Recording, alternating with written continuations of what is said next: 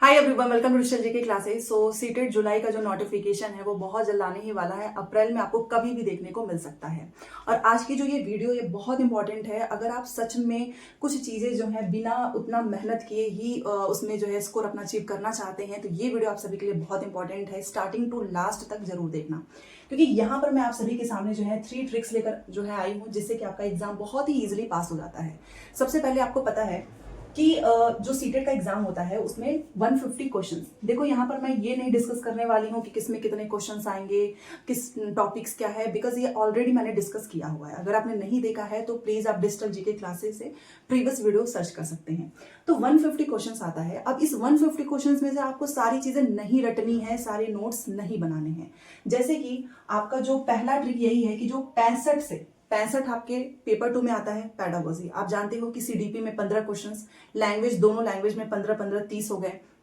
Math science या फिर social science में थोड़ी पैडागोजी कम आती है क्योंकि यहाँ पर एनसीईआरटी ही पूछा जाता है 40 नंबर का, तो 20 नंबर की वहां की पैडागोजी। तो टोटल आपके 65 क्वेश्चंस पैडागोजी के हैं और पेपर 1 में 75 क्वेश्चंस आपके पैडागोजी के हैं।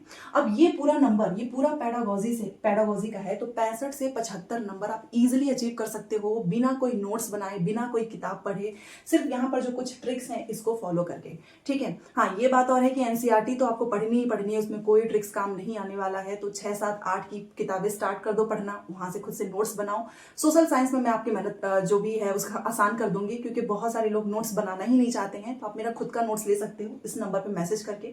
मतलब 40 नंबर की पूरी एनसीईआरटी आपके मेरी इस नोट से तैयार हो जाएगा और 20 नंबर की पैडागोजी यहां से अभी आपकी तैयार हो जाएगी अगर आपने डेली प्रैक्टिस किया तो। ठीक है। बाकी शाम को क्लासेस भी होती हैं और इन सब चीजों की टेंशन मत लेना। ये टैग वर्ड्स, ये जो ट्रिक्स है, ये मैं टेलीग्राम पे भेज दूंगी, तो वहां पे आराम से देख लेना। यहाँ पर सिर्फ आपको समझना है। टेलीग्राम का भी लिंक आपको मेरे कमेंट सेक्शन मिल जाएगा। तो पहला ट्रिक ये है कि भाई 65 से 75 क्वेश्चंस बिना उतना पढ़े, बिना कोई नोट्स बनाए, सिर्फ प्रीवियस क्वेश्चन से कैसे आ जाएगा। तो यहां पर आपको 65 से 75 क्वेश्चंस लाने के लिए प्रैक्टिस करनी होगी। 2011 से लेके अभी का जो रिसेंट आपका एग्जाम हुआ है 14 to 15 दिसंबर के बीच के सारे क्वेश्चंस की प्रैक्टिस करनी है पैडागोजी की। अब ये नहीं कि पहले आप पूरा पोथा तैयार करेंगे, पूरी चीजें पढ़ेंगे तब स्टार्ट करोगे, नहीं, आज से अभी से। देखो, जब हम प्रैक्टिस करने लगते हैं ना तो जो चीजें हमें नहीं आती थी वो भी हम धीरे धीरे सीखने लगते हैं, पैटर्न समझने लगते हैं। और ये जो मैं यहाँ पर ट्रिक्स लेकर आई हूँ, ये अभी जो आपका रिसेंट में एग्जाम हुआ है 14 एंड 15 दिसंबर को, उसी को एनालिसिस करके वहीं से सारे टैग वर्ड्स भी लेकर आई हूँ। ठीक है। तो पहला ट्रिक क्या है कि आपको हर हाल में आज से अभी से इतना मान के चलो कि एटलीस्ट आप हर एक सेट का प्रीवियस क्वेश्चन जो भी आप चाहें वहां से शुरू कर सकते हैं, प्रैक्टिस जरूर करोगे, क्वेश्चन की प्रैक्टिस। इससे 2 फायदे होते हैं, टाइम मैनेजमेंट और स्पीड बहुत बढ़ जाती है। स्टार्टिंग में आपको लगेगा कि यार मेरे से क्वेश्चन सॉल्व नहीं हो रहे हैं, बहुत टाइम टेकिंग है, पर धीरे धीरे जैसे जैसे चीजें आपको आने लगेंगी आपका टाइम बहुत बचेगा। ठीक है। तो यहाँ पर क्वेश्चंस की प्रैक्टिस करनी है। दूसरी ट्रिक है एलिमिनेशन मेथड का भर भर के यूज करना है। इससे बहुत फायदे होते हैं। सबसे पहले तो एलिमिनेशन मेथड से आपको ये समझ में आ जाता है कि हमको टाइम अपना किस तरीके से बचाना है। मान लो यहाँ पे 4 ऑप्शंस हैं, मैंने यहाँ पे देखा, ये पढ़ा, मैंने कहा यार ये तो हो ही नहीं सकता है, तुरंत यहाँ पर कट किया। दूसरा, ये भी नहीं हो सकता है। ठीक है। तीसरा, ये भी नहीं होगा। तो कुछ ऑप्शंस एलिमिनेट हो जाते हैं। कई बार आपके सिर्फ 2 ही ऑप्शंस एलिमिनेट होंगे, तो यहाँ पर आपका टाइम बचता है। और लास्ट में जो क्वेश्चंस के आंसर बचते हैं हम उस पर गोला भर के आगे बढ़ जाते हैं। इसको किस तरीके से करना है एलिमिनेशन, हम इस 2 क्वेश्चंस लेकर आई हूं, इसमें हम समझने वाले हैं। ठीक है। तीसरा ट्रिक है जो कि मोस्ट इंपॉर्टेंट है, टैग वर्ड्स। पॉजिटिव और नेगेटिव बहुत सारे टैग वर्ड्स होते हैं। यहाँ पर ज्यादा स्पेस है नहीं तो मैं 4-5 ही लेकर आई हूँ, इतने में ही आपको समझा दूंगी। बाकी के पूरे टैग वर्ड्स आपको टेलीग्राम पे मिल जाएगा या फिर आप कहेंगे तो एक वीडियो बना दूंगी। ठीक है। अब देखो, पॉजिटिव और नेगेटिव टैग वर्ड्स क्या होता है। तो पैडागोजी के क्वेश्चंस करने से पहले आपको हमेशा पॉजिटिव एटीट्यूड से ही क्वेश्चंस को सॉल्व करना है, बिकॉज ये जो क्वेश्चंस आते हैं ना वो चाइल्ड सेंटर्ड होते हैं, मतलब बाल केंद्रित क्वेश्चंस पूछे जाते हैं, स्टूडेंट्स के ही ऊपर डिपेंड करता है। तो आपको हमेशा ये सोचना है कि भाई बच्चा कभी गलत नहीं हो सकता है, भले से हम गलत हो जाएं। अगर स्टूडेंट्स फेल हो रहा है तो ये मेरी रिस्पॉन्सिबिलिटी है, मेरे ही पढ़ाने में कोई कमी होगी, बच्चा कभी गलत नहीं होगा। मतलब आपको बच्चे के बारे में हर हाल में अच्छा सोचना है, पॉजिटिव सोचना है। ये माइंडसेट रख के आपको क्वेश्चन को सॉल्व करना है, तो आप कभी भी गलती नहीं करेंगे। उसी में से आता है पॉजिटिव एंड नेगेटिव। मतलब हमको बच्चों को ज्यादा से ज्यादा कोई भी टॉपिक डिस्कशन करते हैं, एक्टिविटीज कराते हैं, तो हमको डिफरेंट पर्सपेक्टिव पे बच्चों को सोचने के लिए मौका देना चाहिए। तो ये जो डिफरेंट पर्सपेक्टिव है ठीक है, विभिन्न दृष्टिकोण अगर किसी भी क्वेश्चन के आंसर में आता है तो मान के चलना कि ये पॉजिटिव है और ये हमेशा पॉजिटिव ही रहेगा, तो आप इसे एलिमिनेट कर सकते हैं। ठीक है, सेकेंड है अवसर, अपॉर्चुनिटी। देखो ये जितनी भी चीजें मैं आपको बता रही हूँ ना, आप आराम से आज से अभी से प्रीवियस क्वेश्चंस करो, आपको खुद समझ में आ जाएगा कि कितना इजीली आप पैडागोजी सॉल्व कर रहे हो बिना ज्यादा मेहनत किए हुए। अब जैसे अपॉर्चुनिटी, हमको बच्चों को ऐसे पढ़ाना है, ऐसी एक्टिविटीज देना है जिसमें ज्यादा से ज्यादा उनको मौका मिल सके खुद से करने का। ठीक है, थर्ड है प्रयोग एंड एक्सपेरिमेंट। बच्चों को आप एक्सपेरिमेंट करने का मौका दीजिए, बच्चे खुद से खोज कर सीखें। ठीक है, खोजबीन, ये हमेशा पॉजिटिव होता है। एंड चिंतन, बच्चों को ज़्यादा से ज़्यादा सोचने के लिए आपको मौका देना चाहिए, मतलब कोई ऐसी एक्टिविटीज़ कराएं। आपने देखा होगा क्लास में ही हम कुछ ऐसा डिज़ाइन कर देते हैं, ग्रुप्स बना देते हैं और बच्चे खुद से सोचते हैं और एक टॉपिक्स पे अलग अलग व्यूज़ आते हैं। ठीक है, तो ये हमेशा पॉजिटिव होता है। नेगेटिव मतलब कि ये तो भाई हो ही नहीं सकता है। एग्जाम में आपने देखा होगा जैसे क्वेश्चंस लेकर आई हूँ कि हमको क्या नहीं करना चाहिए, तो ये कुछ नेगेटिव वर्ड्स हैं जो कि हमेशा ही गलत होंगे, तो इससे आपका सही आंसर अपने आप निकल जाएगा। दोनों में से कुछ भी फॉलो करेंगे तो। नेगेटिव में जैसे कि याद, मान लो मैंने कुछ बच्चों को दिया है किताब का ही, चाहे कुछ लिखा दिया, अब मैं बोलूंगी कि चलो बच्चों ये कल याद करके सुनाना, तो बच्चा क्या करेगा, लाइन टू लाइन वो चीज़ें याद कर लेगा। तो हमको बच्चों को रट्टू तोता नहीं बनाना है कि आपने तुरंत सारी चीज़ें याद कर ली। याद करना, रटाना, मेमोराइजेशन, ठीक है, ये सब कुछ आपका नेगेटिव है। पनिशमेंट हमें नहीं देना है। ठीक है, जैसे पहले होता था कि पीटते थे, मारते थे, पनिशमेंट देते थे, वो भी हमेशा नेगेटिव होता है। कॉपी पेस्ट, मैंने ब्लैक बोर्ड पे कुछ चीज़ें लिखी, बच्चा वही कॉपी पेस्ट कर लिया अपने कॉपी में। ठीक है, या फिर मैंने बोला कि ये जो मैंने लिखा है इसको उतार लो। ठीक है, तो क्या हो गया, कॉपी पेस्ट।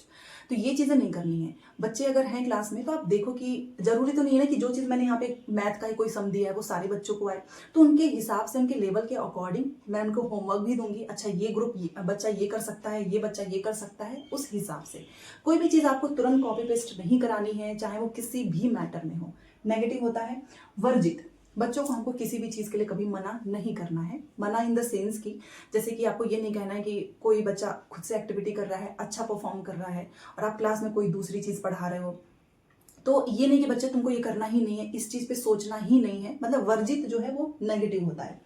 हतोत्साहित, डिमोटिवेट नहीं करना है कि भाई तुम तो फेल ही हो गए, मोटी बुद्धि है, तुम पढ़ ही नहीं सकते हो, तुम हमेशा जो है कभी तुम्हारा होमवर्क कंप्लीट नहीं होता है। बहुत सारे आपने वर्ड्स सुने होंगे कि कई बार टीचर्स बहुत ही बुरा बुरा बोल देते हैं तो बच्चा डिमोटिवेट हो जाता है, वो नहीं करना है। मोटिवेट करिए, और बच्चा कोई गलती कर रहा है तो आप उसको सारे बच्चों के सामने मत डांटिए, साइड में बुला के अच्छे से समझाओ। सबसे पहले रीज़न आप फाइंड आउट करो कि क्यों बच्चा ऐसा कर रहा है, उसके बाद से आप उसको गाइडेंस दे सकते हैं। ठीक है, तो यहाँ पर चीज़ें मैंने आपको बता दी।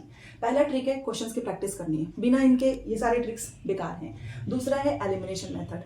तीसरा है पॉजिटिव एंड नेगेटिव। बहुत जल्दी से हम ये दोनों क्वेश्चंस में सीख जाएंगे। पहला क्वेश्चन लिखा है, अगर आपको दिखाई दे रहा होगा तो अच्छी बात है, अदरवाइज मैं क्वेश्चंस के फोटो साइड में लगा दूंगी। पहला क्वेश्चन लिखा है कि उस गतिविधि का उदाहरण आपको बताना है जो कि समालोचनात्मक सोच को बढ़ावा देता है। 4 ऑप्शंस लिखे हैं, अब इसमें से आपको बताना है, उस एक्टिविटी का एग्जाम्पल देना है जो कि क्रिटिकल थिंकिंग को बढ़ावा देता है। अब क्रिटिकल थिंकिंग का मतलब कि हम बस एक चीज के बारे में नहीं सोचते हैं, अलग अलग पर्सपेक्टिव हमारा हो सकता है, अलग अलग हम इसमें खोज प्रयोग कर सकते हैं। ठीक है, तो उसका मतलब पॉजिटिव आंसर की बात कर रहा है। क्या लिखा है कि समालोचनात्मक सोच को बढ़ावा देता है, तो जो सबसे बेस्ट होगा आंसर वही होगा। पहला लिखा है कि मूल लेख को पढ़े बिना किसी भी लेख का सारांश पढ़ना, मतलब ओरिजिनल चीज मैंने पढ़ी ही नहीं, मैंने कोई समरी पढ़ लिया, तो ये क्रिटिकल थिंकिंग को बढ़ावा नहीं देता है। यहाँ पर आपने किया क्या है, आपने तो एक काम आसान कर लिया है, तो ये तो हो ही नहीं सकता है। अब ये देखो मैं एलिमिनेट करें कि भाई ये हो ही नहीं सकता है, क्योंकि हमको बेस्ट आंसर ढूंढना है। ठीक है, यहीं पे एलिमिनेशन मेथड काम करेगा। सेकंड है कि किसी भी विवादास्पद विषय पर विभिन्न दृष्टिकोण से चर्चा करना, मतलब कोई भी कंट्रोवर्शियल जो टॉपिक्स होते हैं उस पर डिफरेंट पर्सपेक्टिव से डिस्कशन करना। क्योंकि आपको पता है कि एक चीज, कोई भी घटना होती है तो ऐसा नहीं है कि उस पर हम सिर्फ एक साइड से सोचेंगे, अलग अलग उसमें दृष्टिकोण होना चाहिए, उस पर हमको डिस्कशन करना चाहिए, और यही क्रिटिकल थिंकिंग को बढ़ावा देता है। तो ये तो होगा ही, बट देख लेते हैं क्या पता इससे भी कोई बेस्ट हो आंसर, क्योंकि सबसे बेस्ट वाला ही होगा। थर्ड है कि इंटरनेट से जानकारी कॉपी एंड पेस्ट कर लो, ये तो हो ही नहीं सकता है। मतलब मैंने बच्चों को बोला कि ठीक है तुम 1857 की क्रांति के बारे में कुछ टॉपिक्स लिख कर आना, चलो ठीक है, उसमें तो मैं जो चीज़ें बच्चों को समझाऊंगी, या फिर ऐसा नहीं है कि बच्चे गए और तो अपना खुद का दिमाग यूज ही नहीं किए, अलग अलग किताबों के सोर्सेज यूज कर सकते हैं। बट ये चीज़ गलत होगी कि आपने तुरंत कॉपी पेस्ट कर लिया। ठीक है, ये हो ही नहीं सकता है। इसमें क्रिटिकल थिंकिंग तो बढ़ा ही नहीं, आपने खुद से सोचा ही नहीं। ठीक है, थर्ड है कि विषय संबंधित संकल्पनाओं की सूची याद करो, मतलब टॉपिक से रिलेटेड जो कॉन्सेप्ट है उसके कुछ इंपॉर्टेंट लिस्ट आप याद करो। याद नहीं करना है, याद करना कभी भी क्रिटिकल थिंकिंग को बढ़ावा नहीं दे सकता है, तो ये तो होगा ही नहीं। तो मैंने देखा कि भाई पहला, तीसरा और जो चौथा है वो तो हो ही नहीं सकता है, तो अपने आप मेरा आंसर आ गया सेकंड। इस तरीके से भी आ सकता है, मान लो मुझे डाउट है कि यार दूसरा होगा या नहीं होगा, तो बट ये तीन तो हो ही नहीं सकते हैं, तो चलो ठीक है, इसी को मान के आगे बढ़ते हैं। इस तरीके से आपको एलिमिनेट करना है, हमेशा आपके आंसर सही होंगे। ठीक है, तो इसका हो गया कि समालोचनात्मक सोच को, क्रिटिकल थिंकिंग को क्या बढ़ावा देता है, किसी भी विवादास्पद विषय पर विभिन्न जो है डिफरेंस पर्सपेक्टिव से डिस्कशन करना। ठीक है, सेकंड, अब हम इसमें टैग वर्ड्स का यूज करते हैं। ठीक है, वैसे आप इसमें पॉजिटिव नेगेटिव टैग वर्ड्स का भी यूज कर सकते थे, क्योंकि कॉपी एंड पेस्ट होता नहीं है, याद करना होता नहीं है, और विभिन्न दृष्टिकोण हमेशा ही पॉजिटिव होता है, तो इस हिसाब से भी हमारा दूसरा सही है। सेकंड देखिए, एक रचनावादी कक्षा में, मतलब एक कंस्ट्रक्टिविस्ट क्लास में, जहां पर आप एक्टिविटीज करा रहे हो, अलग अलग तरीके से बच्चों को पढ़ा रहे हो, उस क्लास में शिक्षक को क्या नहीं करना चाहिए, तो जो गलत चीज होगी बच्चे के हिसाब से हम वो नहीं करेंगे। ठीक है, पहला लिखा है कि विद्यार्थी को अवसर प्रदान करना ताकि वो एक्सप्लोर कर सके अपने खुद के सामाजिक दुनिया को, सोशल वर्ल्ड को, तो एक्सप्लोर करने देना, बच्चों को अपॉर्चुनिटी देना ताकि वो खुद से एक्सप्लोर कर सके, ये हमेशा ही पॉजिटिव होता है। और यहाँ पर भी आप देख सकते हैं कि अवसर लिखा है, तो ये तो हम करने देंगे। ठीक है, इसके लिए हम मना नहीं करेंगे। दूसरा है कि कक्षा के वातावरण को बदलना ताकि विद्यार्थी के व्यवहार को आप सेप दे सको। देखो कई बार ऐसा होता है कि हमको ऐसा नहीं कि भाई ये एनवायरनमेंट है क्लास का यही रहेगा, नहीं, तो स्टूडेंट्स के अकॉर्डिंग हमको मॉडिफिकेशन करते रहना चाहिए। ठीक है, तो ये तो होगा ही।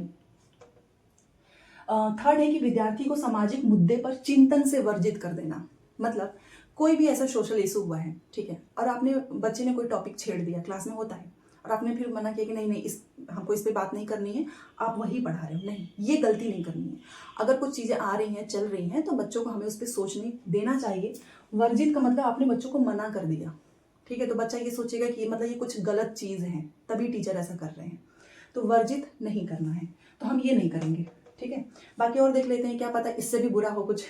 तो विद्यार्थी को सक्षम बनाने के लिए संसाधन प्रदान करना ताकि वे स्वयं प्रयोग व खोज सकें, मतलब आप बच्चों को सक्षम बनाना चाहते हो तो उसके लिए हम बच्चों को संसाधन देंगे, ताकि मतलब कुछ मटेरियल्स प्रोवाइड करेंगे ताकि बच्चा जो है खुद से एक्सपेरिमेंट करे, खुद से खोजबीन करे, छानबीन करे। बच्चा करते हैं, इसमें बहुत सारी चीज़ें सीखते हैं, क्लास का माहौल पूरा कंस्ट्रक्टिविस्ट हो जाता है, एक रचनावादी क्लासरूम बन जाता है, तो ये तो हम करेंगे ही। तो एक कंस्ट्रक्टिविस्ट क्लास में हमें क्या नहीं करना चाहिए, बच्चों को वर्जित नहीं करना चाहिए सोचने से। आप चिंतन करने से बच्चों को मना नहीं कर सकते हो। वैसे भी बच्चे बहुत ही क्यूरियस होते हैं, आपने देखा होगा, क्यूरोसिटी भरी होती है, हर चीज़ जानने की उनकी इच्छा रहती है, तो मना नहीं करेंगे। ठीक है, तो इसमें हमारा हो गया तीसरा। तो आपने देखा कि एलिमिनेशन एंड टैग वर्ड्स दोनों का यूज़ किया है, यहाँ पे टाइम लगा है समझाने में, बट आप आज से, अभी से ये जो कुछ चीज़ें मैंने आपको बताई हैं, इसका क्वेश्चन आंसर में प्रैक्टिस जब आप करते हो तो ध्यान रखना, आपको पता चलेगा कि आपका समय भी बच रहा है और बिना कुछ मेहनत किए आपके आंसर्स भी फाइंड आउट हो रहे हैं। इवन ये जो 75 नंबर है या फिर 65 नंबर है, आप सोचो अगर आप इसमें से 50 भी लेकर आते हो तो आपका पेपर तो वैसे ही पास हो गया, क्योंकि एनसीईआरटी बहुत सारे लोग पढ़ते ही नहीं है, तो एटलीस्ट इसमें तो मेहनत कर लो ताकि आपके फ्री के जो नंबर हैं वो आ जाए। ठीक है, और इन ट्रिक्स को फॉलो करना है। बाकी की जो एनसीईआरटी पोर्शन है वो मैं तैयार करवा दूंगी आपका, सोशल साइंस का, और सोशल साइंस का आप मेरा खुद का नोट्स ले सकते हैं, प्राइस बहुत ही कम है, सारे मीडियम में मिल जाएगा। सबसे अच्छी बात क्या है कि एनसीईआरटी के 40 नंबर का जो सोशल साइंस की थ्योरी होती है वो पूरा आपको एज इट इज क्वेश्चंस देखने को मिलेगा मेरे ही नोट से। ठीक है, 20 नंबर की पैडागॉजी भी मैंने दी हुई है, इवन क्वेश्चन आंसर भी दिए हुए हैं। तो यहाँ पर मैंने आप सभी को समझाने की कोशिश की है, और आज संडे है, कल हमारी क्लास होगी शाम को 6 बजे सोशल साइंस की। टेलीग्राम पे मैं ये सारी चीज़ें भेज दूंगी। अभी तो मैंने 4-5 ही टैग वर्ड्स आप सभी के सामने रखा है, बहुत सारे टैग वर्ड्स होते हैं। ये दोनों क्वेश्चन आपका जो 14 दिसंबर को पेपर हुआ था सेट एल, उसकी पैडागॉजी है, आप इसको वेरीफाई कर सकते हो। ठीक है, तो चलिए मिलते हैं नेक्स्ट क्लास में। Thanks for watching. वीडियो पसंद आए तो लाइक शेयर सब्सक्राइब कर दीजिएगा, एंड जो भी डाउट्स हों प्लीज़ मुझे कमेंट करके जरूर पूछें।